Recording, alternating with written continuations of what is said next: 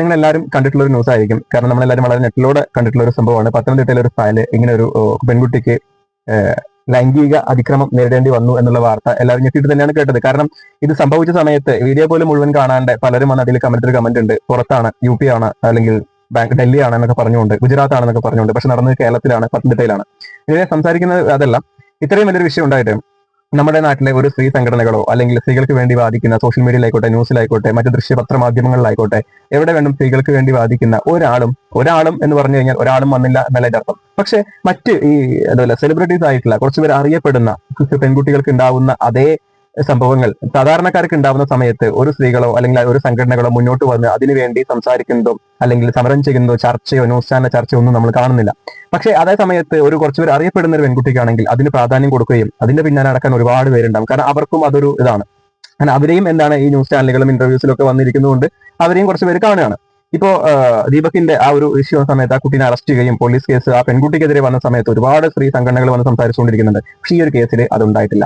ഞാൻ പറഞ്ഞു വന്നത്, ഇതുപോലെ ഒരുപാട് ഈ കേരളത്തിൽ പ്രവർത്തിക്കുന്നുണ്ട്. ഈ പ്രവർത്തിക്കുന്നതിൽ ഒരു 90% ഇതുപോലെയുള്ള റോങ് ആയിട്ട് പ്രവർത്തിക്കുന്നത് തന്നെയാണ്. കാരണം ഇതിനൊരു പ്രത്യേക അല്ലെങ്കിൽ ഒരാൾക്ക് ഒരു ഷോപ്പിന് ഒരു ഓണർ അങ്ങനെയൊന്നും അല്ല നടക്കുന്നത്. ഇത് വലിയൊരു ലോബിയാണ്. അതുകൊണ്ട് തന്നെയാണ് ഇവിടെ കൊട്ടേഷനാണ് കൊടുത്തിട്ടുള്ളത്.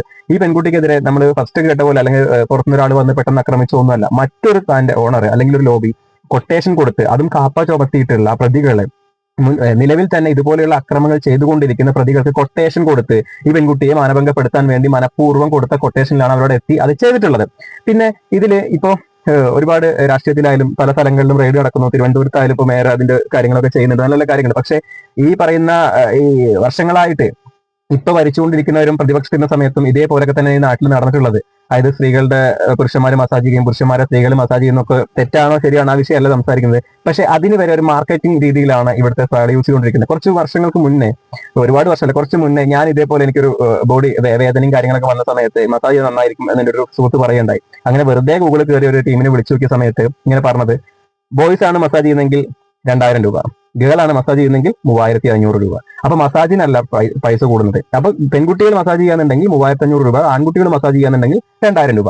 അപ്പൊ ഇതുപോലെ പ്രവർത്തിക്കുന്ന ഒരുപാട് മസാജ് സെന്ററുകളുണ്ട്. അപ്പൊ അവിടെയൊക്കെ ഇതുപോലത്തെ റെയ്ഡും കാര്യങ്ങളും ഒരു പ്രശ്നം, എന്ത് കാര്യം അങ്ങനെയാണ്. ഒരു അപകടം സംഭവിച്ചതിന് ശേഷമാണ്, അല്ലെ, അധികൃതരായാലും ശരി, എന്തായാലും ശരി, അപകടം സംഭവിച്ചതിന് ശേഷമേ എല്ലാ കാര്യങ്ങളിലും നമുക്കത് ചെയ്യാറുള്ളൂ. അപ്പോൾ ഇനി ഇതുപോലുള്ള സംഭവങ്ങൾ ഉണ്ടാവാണ്ടിരിക്കട്ടെ എന്നുള്ളത് കൊണ്ട് ഇതിന്റെ വേണ്ടപ്പെട്ട ഒരു അധികൃതർ ഇതിന് വളരെ ഫാസ്റ്റ് ആക്കിയിട്ട് ഇതിന് വേണ്ട നടപടിക്രമങ്ങൾ എടുക്കുക.